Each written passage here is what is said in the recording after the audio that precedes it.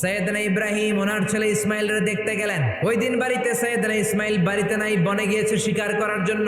বাড়িতে সৈয়দনা ইসমাইলের বিবি সৈয়দনা ইব্রাহিম ঘরের দরজার বাইরে থেকে সালাম দিয়ে বললেন, আসসালামু আলাইকুম। ভেতর থেকে কর্কশ গলায় একটা মেয়ে সালামের উত্তর দিয়ে বলল, ওয়া আলাইকাস সালাম। জিজ্ঞেস করলো সৈয়দনা ইব্রাহিম, মা কেমন আছো?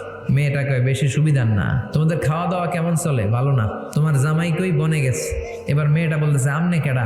সৈয়দনা ইব্রাহিম বলে, আমি কে চিনবা না? স্বামী যখন বন থেকে ফিরবে তোমার স্বামীর একটা সালাম দিবা, বলবা ঘরের দরজার চৌকাটটা যেন তোমার স্বামী পাল্টে দেয়। এই কথা বলে ইব্রাহিম চলে গেলেন। ইসমাইল আসার পরে বিবি বলতে আরম্ভ করছে, দুপুরবেলা একটা বুড়া আইছিল। বুড়া সৈয়দনা ইসমাইল বলে, কোন বুড়া আসছে?